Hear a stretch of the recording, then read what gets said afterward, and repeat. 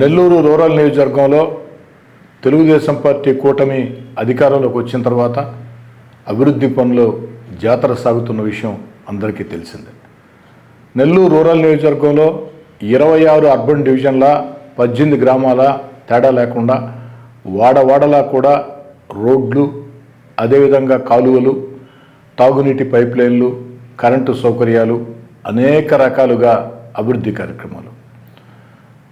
Nellore rural నియోజకవర్గ ప్రజలకి మరో శుభవార్త చెప్పేదానికే ఈనాటి నా యొక్క సమావేశం. నెల్లూరు రూరల్ నియోజకవర్గంలో పార్కుల అభివృద్ధి కోసం 6 కోట్ల రూపాయలు నిధులు విడుదల కావటం జరిగింది. ఎందుకంటే పార్కులు సరైన రక్షణ లేక అన్యాక్రాంతం అవుతూ ఉన్నాయి. కొంతమంది కబ్జాదారులు పార్కులకి దొంగ డాక్యుమెంట్లు సృష్టించి ఆక్రమించుకుంటూ ఉన్నారు.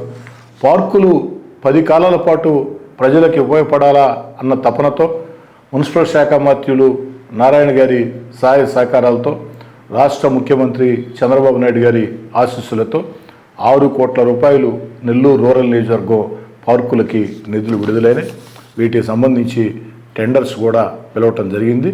మరో 20 రోజుల్లో ప్రతి పార్కును కూడా చుట్టూ గోడ కట్టే విధంగా 6 కోట్ల రూపాయలతో ఎన్ని పార్కులు వస్తే అన్ని పార్కులు గోడ కట్టే విధంగా చర్యలు తీసుకుని, ఆ గోడలు కట్టిన తర్వాత స్థానిక ప్రజలందరినీ భాగస్వాములు చేసి ఆ పార్కుల్ని అభివృద్ధి చేసి ప్రజలకి ఒక మంచి ఆహ్లాదకరక వాతావరణం ఉండే విధంగా ఇప్పటికే పిచ్చిరెడ్డి కళ్యాణ మండపం వద్ద ఆ యొక్క పార్కుని ఏ విధంగా ఈ కూటమి ప్రభుత్వంలో ప్రజలకి అందుబాటులో తెచ్చామో మీకు అందరికీ కూడా తెలుసు.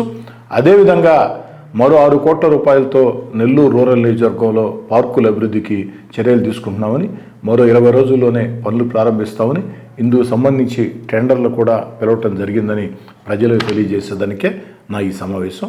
ప్రజలందరూ ఆశీస్సులు ఉండాలని కోరుకుంటున్నాను.